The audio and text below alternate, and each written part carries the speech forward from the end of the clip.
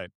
Today's guest is Dean Wegner. Dean is a U.S. Army veteran where he was a helicopter pilot and Army Ranger. So I love this. Having a veteran and business leader with us today is fantastic. He's the founder and CEO of Authentically American, a premium apparel brand that's built entirely on American manufacturing and veteran-led values. And after transitioning out of the military, Dean stepped into a bit of a different fight that we're going to get into today, building a mission-driven business in a market that doesn't make it easy to do the hard things and in a principled way.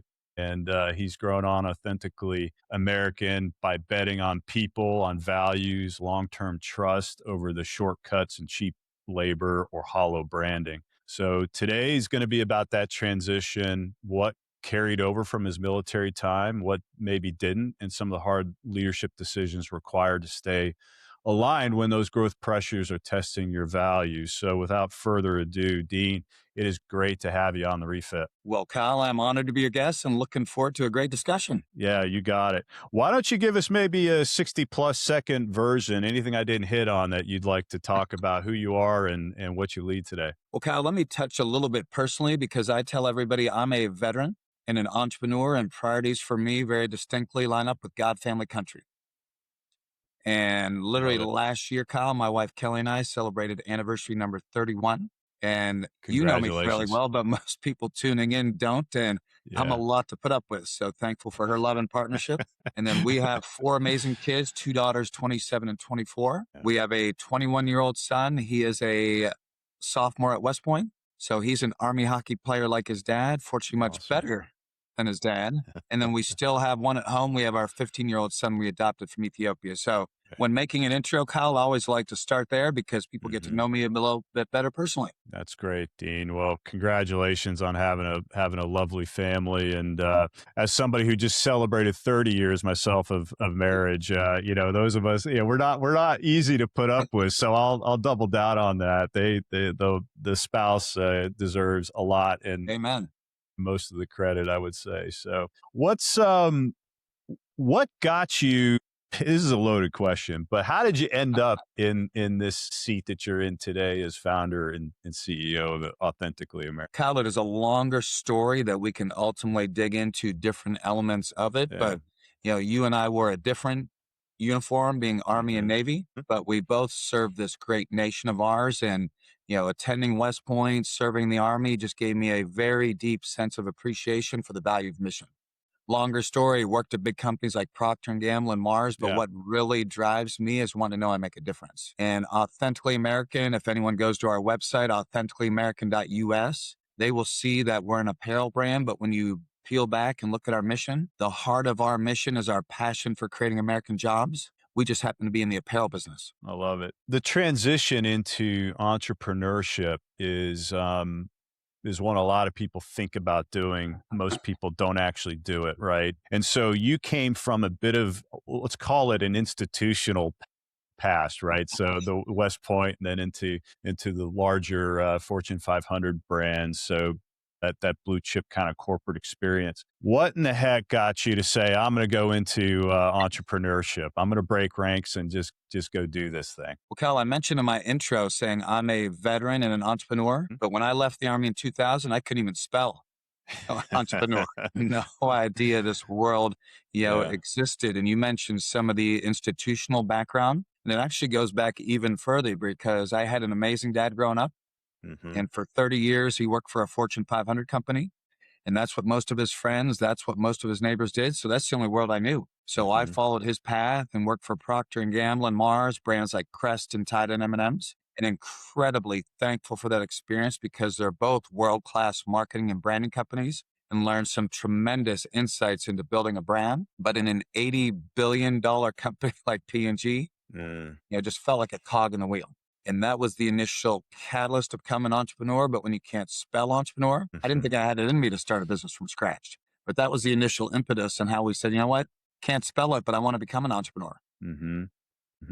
What was hard about doing that? Like right out of the gate, you have obviously a fantastic family, and you had a lot of considerations there. It's one thing when you're kind of on your own. I joke about us guys, we could sleep in a car and do whatever, right? Especially coming out of the military. But what was that like, leaving the safety net, so to speak, of, a very successful career, probably paying very well. And then, taking that risk and having not just yourself, but also, a family to take care of at the time. Well, Kyle, I'm thankful that the priorities existed in that order because my wife and I both talked and prayed about it and said, you know what?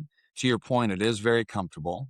Hmm. It is great paying in the jobs we're at, but both of us felt like we had an opportunity and a calling to become an entrepreneur. And thankful we had those talks and prayers Yeah. because not that I ever thought it was going to be easy, but it has been an incredibly challenging journey and Hmm. it's been even more rewarding. But if we wouldn't have had those discussions up front, I mean, it could have caused some real challenges in our relationship. But it's interesting now looking all the way back to 2012 when I entered the entrepreneur ranks because no one really talked about it the way they do now, but the idea of entrepreneurship, Hmm. acquisition. Hmm.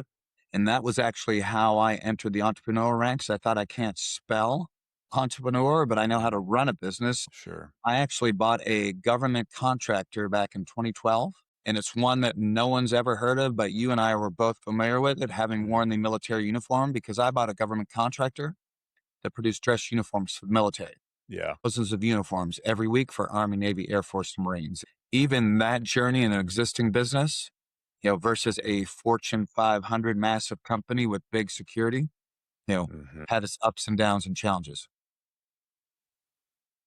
What was kind of the real risk for you at that moment? So, going out to acquire a company, and again, it could be a lot of times, the financial pressures of either raising the money, raising other people's money, putting your own money on the line, and then, the again, all the pressure of dealing with that and commitments to the family. What was the personal risk to you at that time? Literally, it was everything. It was one of those deals, Kyle, where Yeah.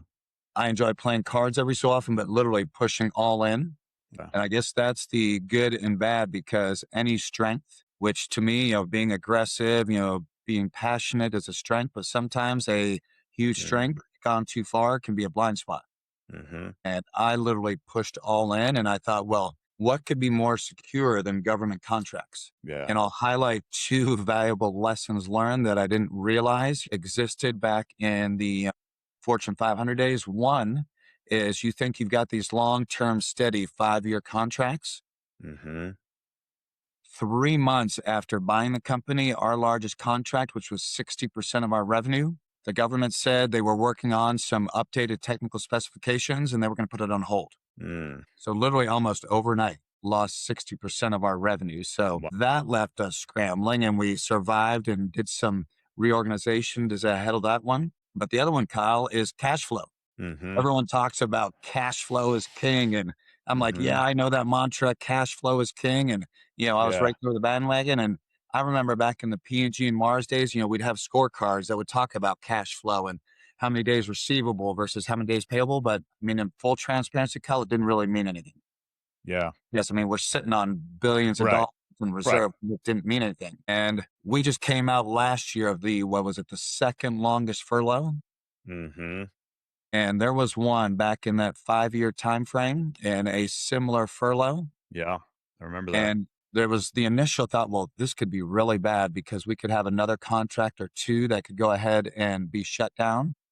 And I breathed a huge sigh of relief. I'm like, all of our contracts are still whole. And I Yeah. went to my CFO and I said, isn't this wonderful news? The only impact is since DFAS, Defense Finance and Accounting, the ones who pay us, they're still working, but they're on reduced staffed. Our Mm-hmm. normal payday from, 15 days went to 30 days. I'm like, we scathed off with no impact. Yeah. And he looked at me like, Dean, you obviously don't get it. Because we were, a $10 million business and, Yeah. average of round numbers, 200,000 in revenue a week. That means Yeah. that 2-week delay, man, I was scrambling to come up with $400,000 to meet payroll, to pay our suppliers. And that was the first lesson to me that was real around cash flow truly is king. And you had to have one of those late nights when that reality hit you pretty heavy, like what was going through your head, and how did you get through that? And and to the degree you're comfortable sharing, the conversations, the role maybe your wife played in that, and anything else, but that's the piece that gets most people, right? And that's an understandable challenge and risk, and you don't get to where you are today without having to push through those. How did you push through that? Well, Kyle, you mentioned one of those nights. It was many of those nights. Yeah. You know, I guess it's funny because a lot of people say, Dean, what in your military background best prepared you for becoming an entrepreneur? And it was hands down Ranger School, because Hmm. most people have no idea what it's all about. And I didn't know back then, but it was great training for leading a startup. Yeah. Ranger School was all about no sleep and incredible stress. And that's the life I've been Yeah. living, as an entrepreneur. So I think that aspect of the military very much prepared me for that. But very specifically, the other concept I believe in, is the value of teamwork. And even if you're a solo entrepreneur, I mean, entrepreneurship is a team sport. And how we've specifically survived, that cash flow crunch and, having to come up with $400,000 is one. I always want to hire people smarter than me. So had a Hmm. fantastic CFO. So that was helpful. But the other one was having a strong relationship with our bank. It wasn't like I was randomly calling somebody I'd never talked to before. That was having a discussion with somebody that I had a relationship with, Mm. knew me, that knew our business. So, that just reinforced to me the idea that, business, especially entrepreneurship, when you don't have a huge massive team, just reinforces the value of teamwork. That's an interesting point too on the banking piece. I think sometimes the tendency can be to maybe withhold it and not necessarily be deceptive about it, but try to push through, and maybe you've got some terms and conditions or covenants that you have to hit. There's some risk there that something might get called. But that's an interesting observation, I think, to, hey, go ahead and have that maybe difficult conversation, but bring them in ahead of time. And you sounds like you invested in that relationship early on, so that when it got to, hey, we're in a bind here. Here's what's going on. That discussion happened. Like, what was that like for you? I mean, having going to the bank and saying, "Here's the deal," and then what were you worried about maybe in the back of your mind, that what was gonna be the net effect of that discussion when you brought them in the loop on what was going on? Well, Kyle, you mentioned it. That is one of my mantras around investing in relationships. Mhm. And I had had discussions, it wasn't weekly, but at least every month, making sure to check in with some of our key suppliers, some of our key, business partners, whether it's our bank in this instance or attorney, CPA. Mhm. And the reason why I think it went much better is I didn't call him up and he said, "Well, Dean, how have you been? I haven't heard from you in over a year. What's going on?" When you have those regular discussions and you invest in relationships and it's more than just transactional. I mean, when he's reading the headlines, he knew about our business. He knew what we were going through. Mhm. So, Sure. we had already had that dialogue and he started getting an idea like, okay, I'm starting to get ready on, what's the story I need to tell internally to the bank to get this extension of the line of credit approved. And if somebody is listening right now that's going through this same season and they're trying to hold it all together kind of privately while staying confident publicly and balance all of that, what would you tell them? Well, especially Kyle, any veterans that are tuning in, because I think one of the great things about the military is they train you to be strong. They train you to be resilient and overcome challenges. And sometimes it almost goes too far where, okay, you don't want to rely on others. I've trained to be strong and resilient, but I think back to, the value of teamwork. I think you need to have that close group of people, that close confidence. And, that was one of the lessons in Ranger School. Me being a flight suit wearing aviator, no business being at flight school. I'm sorry, no business being at Ranger School, let alone making it Sure. straight through. But one of the only reasons I made it straight through, Kyle, and you'll appreciate this being a Navy veteran, my Ranger buddy back then was Marine Corps Infantry Sergeant Roy Backey. Mm. We made a pact day one, no matter how hard, no matter how challenging, no matter how difficult it gets, we're going to make this through together. Yeah. And that was the life principle I learned, that life can be incredibly challenging. And when it does, don't go it alone. I mean, Right. find that ranger buddy in life to go through it with you, because you're going to have a much, much higher success ratio when you do that with a ranger buddy. Dean, love that. It's the old mantra, one is none, two is one. Right. And everything, whether that's your gear or backup or your battle buddy. But I've got some friends that have ventured into those waters, and there's no right or wrong, decision on these things. But some of them that did come out of maybe that corporate track, tried the entrepreneur piece, and then went right back into the corporate track. What kept you from maybe saying, hey, you know what? At this point in my life, I'll just go back to another Fortune 500 company. And, because at that time, obviously you still brought a ton to the table and probably could have done that. And maybe even in the near term, that would have been financially more viable. Like what kept you from maybe retreating from that position that you were in back to the safety net of corporate America, the loving arms of corporate America, right? Well, Cal, here was the transition that was made a little over 8 years ago, because I mentioned the government contractor that produced dress Yeah. uniforms for the military. Yeah. And this is a story that really ties all around mission, Hmm. because one of the things I learned was the shocking history of the apparel industry, Hmm. which, to give everyone tuning in an idea how rare American made is, when I graduated from West Point back in 1993, over 50% of the apparel was made in the US. Today it's Yeah. 3% is all that's made here. Yeah. And although I was making a difference running and leading a small business, what I Hmm. didn't really feel like I was having a significant impact. Sure. And that's when in 2017, made the shift from being a government contractor to, launching this brand, Hmm. wanting to build an iconic American brand. And I thought back to the days of Crest and Tide and M&Ms, and I thought, instead of what most brands do, 97% of brands do, and chase cheap labor overseas, what if we made the intentional choice to produce right here? And that's where it started 8 years ago, with a vision to build this iconic American brand that's truly American made. And I'm exhausted, Kyle.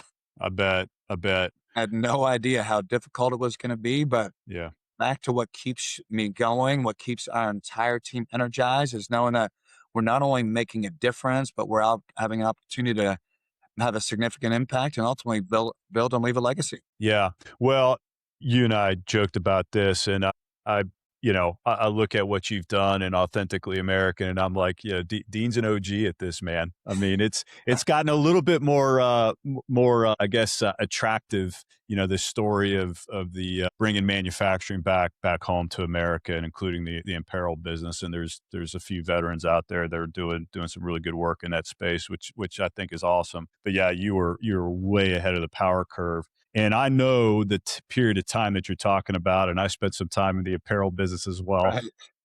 So I also know what you're speaking to. But you made that call, right? Hey, and again, there's principles and there's values behind that, and you stood on that. But everything we make is going to be in the U.S. When you made that call, though, you also knew that there was clear trade-offs and costs to doing that. And I've got to imagine Hmm. some of the well-intentioned peers and advisors that were probably around you were like, at best, probably put or easiest would have pushed back on you. Like, so so maybe if you could paint that picture a little bit, like what was that like? And I mean, and holy crap, here we go, and nobody else is really doing this, right? I mean, there's nobody doing this, I Frank. don't know.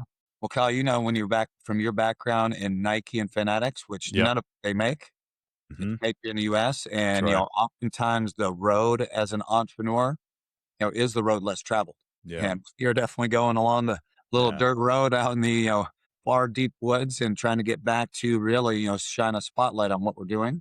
Yeah. But I think, this just reinforces the value of mission and purpose, and, having that be a core central foundation of who we are. Hmm. And a lot of people who have experienced our product, that have one of our t-shirts, and will say, Dean, it is incredibly soft and comfortable. It's my new favorite t-shirt. Or, have seen us, Fox and Friends, and seen, people love our socks. They've experienced our product. They're like, Dean, the product's amazing. It's soft and comfortable. That's what's most important. They're Hmm. like, we love that it's American made, but I was shocked at the price. You guys are parity priced. I mean, Kyle, you Right. used to look at Nike and people like, Dean, Yeah. you're already priced with a brand like that. How do you do that? And this is ultimately a little bit deeper, that next layer underneath. And that was a Yeah. business model choice, Okay. because we do have a consumer offering. So you can go buy your new favorite Army or Navy or Service Academy t-shirt. You can buy Mm-hmm. something Authentically American branded as an individual consumer, and you won't go to Amazon. Yeah. You won't go to Macy's, because we don't have a wholesale. We don't have a distributor program. We need to go ahead and go direct. And 90% of our revenue is now custom. And Mm-hmm. we work with thousands of businesses, from big companies like Pepsi and J&J, big charities like Tunnel to Towers and Wounded Warriors, so clients would order thousands of items, down to small businesses and charities, since we keep our minimums low. And again, Mm-hmm. Kyle, they're like, how are you competitive? Most big companies, most charities order from a distributor, but if we sold to a distributor, they would mark it up, and then we're Mm-hmm. no longer competitive. So think back to Dell's old business model of go Yep. direct. Yep. We've cut out that middleman, and it's a longer play because we have less points of distribution, but we can maintain a reasonable, healthy margin, still be competitive. And what I love most is being able to control our own message. When Mm-hmm. clients work with us, they hear firsthand, the Authentically American story. Yeah, and I know, gosh, I mean, one of the things that everybody's facing now, especially with the reshoring, bringing that capability back to the U.S. is talent, and I know the apparel side was just Mm. eviscerated through the 80s. So what's that been like, both from like just getting the capability and skill sets to produce apparel, but also from a leadership perspective, making sure that you've got, the right relationships in place and you've got people doing it the right way. Well, Kyle, I mentioned the precipitous drop from 50% down to 3% being made Yeah. here. And especially a lot of people in the Southeast, since I'm in the Southeast in Nashville, will say, Dean, I remember when there were apparel Mhm. factories everywhere. Mhm. And rephrasing the question, like, Dean, what are some of your future bottlenecks for growth? It Mhm. is around capacity. Yeah. Because we're a seven-figure brand right now. I think we'll quickly get to 8 and hopefully 9 and beyond. And I don't have a specific demarcation point, but there's going to be a point where we run out of capacity. Like Nike, like Fanatics, all of our manufacturing is contracted. Mhm. So our t-shirts, for example, that people love, we produce in Texas. Fun patriotic socks like this one, Mhm. and we produce in North Carolina. So we have 11 states that we have manufacturing, and feel really strong about our supply chain right now. And we've got a lot of room to grow. But at some point, Kyle, we're going to run out of capacity. And, this whole industry challenge about having, trained labor and highly skilled factories, I can't solve on my own. We're going to have some coalition, some sort of government entity to go and help Mhm. us solve that. And right now, I'm just focusing on growing our revenue and building our team. But at some point, there's Sure. going to be a group of us that need to come together that help solve this capacity bottleneck. Yeah, no, I think I preach it and amen from the mountaintop on that. Yeah, look, I mean, that's I think that is a national issue. I've been saying this for some time. It is also a national security issue, not just on that, but we see it in ship manufacturing and everything else. It we've got a lot of years to unwind, and we've got a population that has for many, many years been encouraged not to go into that kind of work. And that is a strategic issue that's going to take everybody coming together. I think your leadership on that's going to matter as you're looking at. Go ahead, Dean. I Yeah. just want to share one anecdote, because you talked Yeah. Yeah. about, you know, a little bit of the manufacturing, the hands-on labor. I Hmm. think back to high school. Yeah. My day there was, hey, Yeah. you go to college route, but you remember there was also shop, and there was Sure. tech, and there was a realization that not necessarily everyone wants to go to college, that some Hmm. people, have skilled trades and want to work in things with their hands. And I think of my kids now, I mentioned our 4 kids, they didn't have shop. They No. didn't have home ec, and, guidance counselors would push, college is the route you need to go, Hmm. which I'm a big believer in the value of education. But Sure. one of my favorite things to do is visit one of our contract manufacturers and talk with some of the folks on the line, because they're not familiar with our brand. They're focused on just producing the high quality shirt in front of them. But when we hear the story, they're like, thank you, Dean, because I love knowing that this shirt I just made, Yeah. somebody's favorite. And they love working their hands. They love working that. And this is not to minimize the value of technology, because It's Sure. critical in our business. It's critical, but there are people in this world that God designed them to work with their hands and build things. Yeah, yeah. Well, and on that note, right, there's incredible opportunities for the enterprising thinker out there that can take that work and now apply it in the business sense, as you well know. I love that, and connecting that work to the outcome too. So there, that mission centric piece that you have, and bringing that to the shop floor is critical. As you're growing, you're one of the things that you and I, shared together when we were talking ahead of this was, you're not trying to be all things to all people, and that niche is kind of one of your favorite words. So, when did you realize that maybe you were a bit too broad, or the strategy need to get tightened up a little bit and narrow your focus? Well, Kyle, I mentioned all the positives that I learned at P&G and Mars and all the marketing and branding and insights into building a brand, Mm-hmm. which when I launched Authentically American, probably the biggest mistakes I made early on was not taking off that big business hat Mm-hmm. and then putting on the entrepreneur hat and really thinking on a much smaller scale because, that was one of the errors we made early on is trying to be all things to all people. Mm-hmm. And Mm-hmm. the initial concept when we launched in 2017 from a blank sheet of paper, Kyle, I thought everyone was like you. I thought everyone was like me, like many people tuning in. Either they were a veteran Mm-hmm. or they had strong patriotic values and the idea that American made, having a shirt American made would really resonate. And the fact that only 3% is American made, I thought everyone would love our brand just because of that. Mm-hmm. Mm-hmm. Two hard lessons, Kyle. One is most people have no idea where their shirt is made. Right.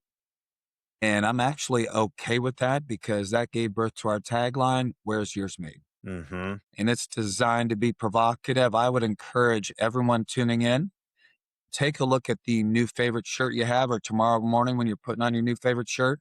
Mm-hmm. I bet you're going to be shocked and disappointed when you see made in China or made anywhere but the US. So Yeah. that was one learning, Kyle. The second one, and this is the one that I really struggled with, is flat out, most people don't care. Right. They flat Yeah. out Yeah. don't Yeah. care. Yeah. And I gotta be honest, for a while, I was angry. I mean, Sure. I was really upset. Like, how can you not care, especially a shirt that's made in China you're putting on your back that's being made by our arch enemy? Mm-hmm. And I think, Mm-hmm. Kyle, now that I'm over my anger issues, I think I've that as a new brand and an ultra Yeah. competitive apparel industry, we can't be all things to all people. We need to put Mm. a small entrepreneur business hat on and say, okay, who really loves our brand? What is that niche that we can really serve? And the reason why over 90% of our revenue is custom, because we determine that although most people may not care, one group that generally does is the veteran. And we now serve thousands of businesses. Many of them are veteran owned. Many of them are veteran focused charities. And as we did our due diligence, the numbers astounded me because there are in the US 2 million veteran owned businesses. And many of them are sole proprietors, but of that subset, 400,000 have 10 or more employees. Okay.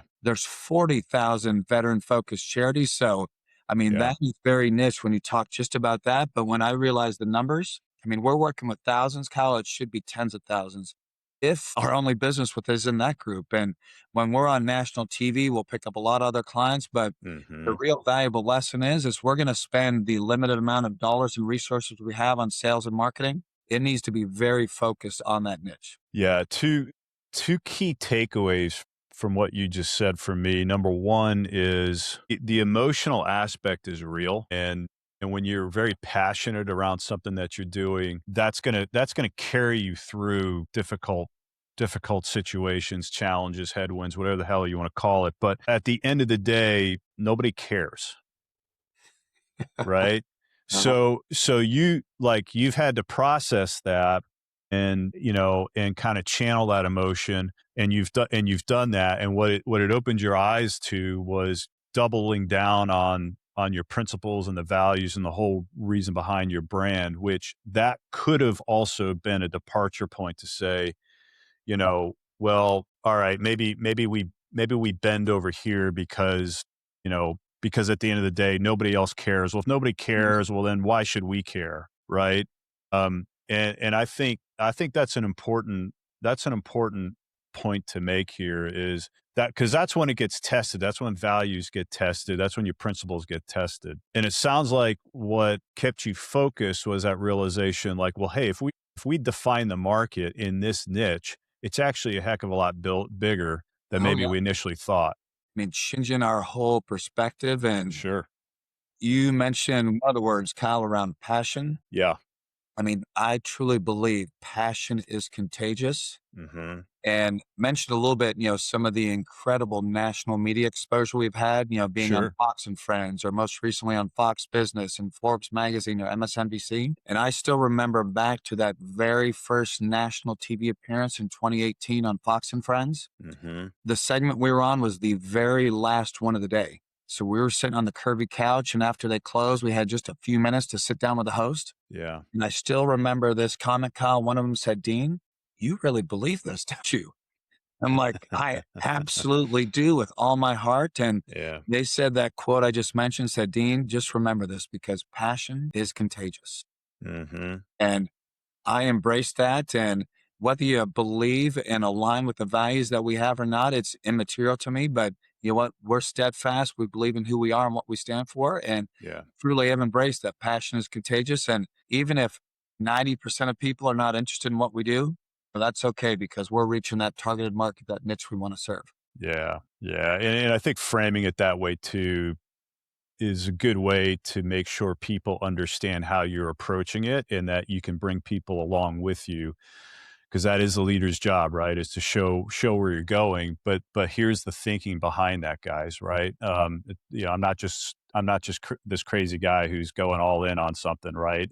There's actually some method to the madness. Yeah, we talk about that in leadership too. I mean, one of the key parts about a leader's job, besides showing the way, is the energy and bringing the energy to whatever it is that you've got to get done, and it matters most when it's hard. The media piece, Dean, like you guys have done fantastic. I've seen you through the years now with a national audience, and one of the things we talked about is you're like, okay, hey, this earned media, it's going to drive the B2B sales, and I'm sure that showed up in some ways for you, but you also kind of realize like, hey, it's actually not driving as much B2B sales as maybe we thought. And so maybe we need to, rethink that. Can you maybe walk me through what that realization was like and what actually happened there that caused you to go, okay, hey, we got to change our tactics and strategy here a little bit. And Kyle, I wish I was a little smarter and more astute because I probably would have made this shift a little earlier. But, it has been an incredible blessing, the whole national media, and it has Hmm. created this tremendous brand halo for us, which I'm incredibly thankful for. And I remember after we survived COVID, we thought we want to be very lean, we want to be very mean and not spend money on overhead where we don't have to. Yeah, We thought, the idea of earned media is free press and PR. We sure. thought we'll keep driving that because other than the time we invest, there's no cost. You don't have to pay to be a guest on MSNBC or in Fox and Friends or, have Hmm. a feature article in Forbes. But what we finally came to the realization is that a core essence of a B2B sale is again, that relationship, Hmm. and they don't have a relationship with a TV show. They have a relationship with the company and ultimately somebody individually. The big initiative we pursued in 2025 and going to amplify even more in 2026 is we're going to build out a sales team. I mentioned that 400,000 veteran-owned businesses, for example. Sure. We want to hire other fellow veterans who want to help build relationships that have like-minded values and ethos and want to go ahead and tell our story. So Hmm. Sure.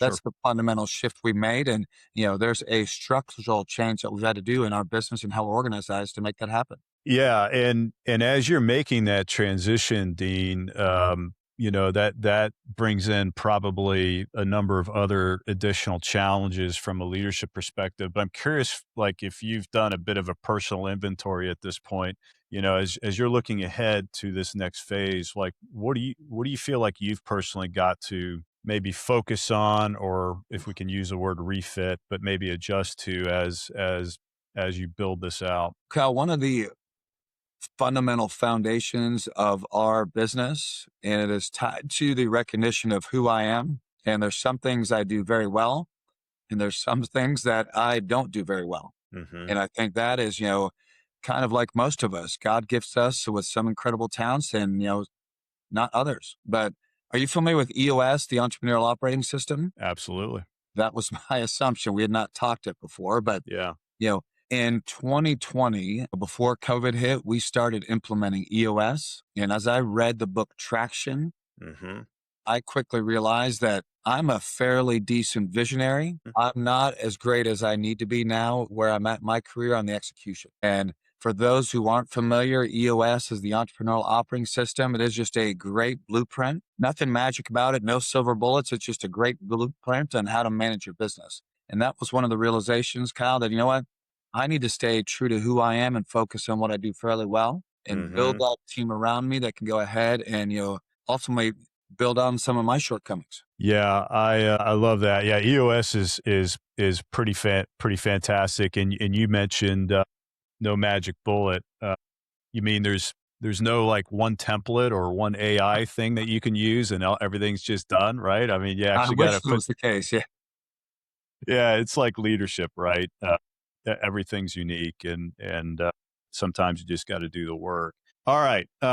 As we're kind of bringing this home, I want to go back to maybe some military leadership lessons. And you talked a little bit about this going through Ranger School, but from a leadership perspective, what military leadership lesson transferred very cleanly for you into your current day? Well, Kyle, let me highlight this because, military, Army, Navy, like you and I, you know, big business like Procter and Gamble and Mars to be an entrepreneur.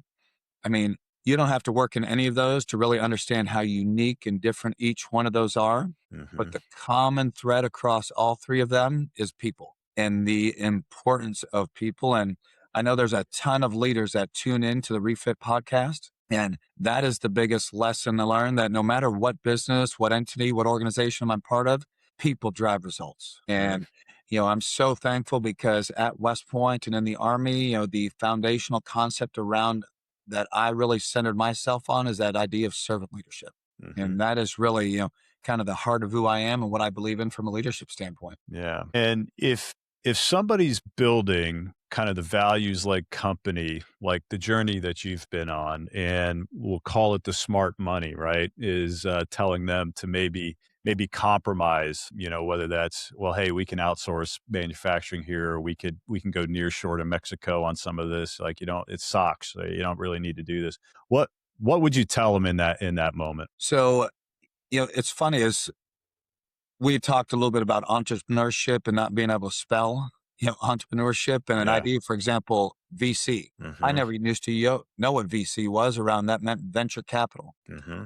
And, the idea that we're talking around about passion, around teamwork and investing in people, because I have some friends who play big roles in venture capital and they may look at 100 deals and maybe pursue and make an investment in one or two. And I've Hmm. asked them, like, what's the difference? I mean, how do you even differentiate between 100 great ideas? Yeah. I'm like, Dean, the assumption is there's 100 great ideas. If they didn't have a great idea, why would they be investing their own money and pitching to us? Sure. And using a horse racing, I mean, the horse is going to be strong. I mean, Mhm. they're really evaluating that jockey.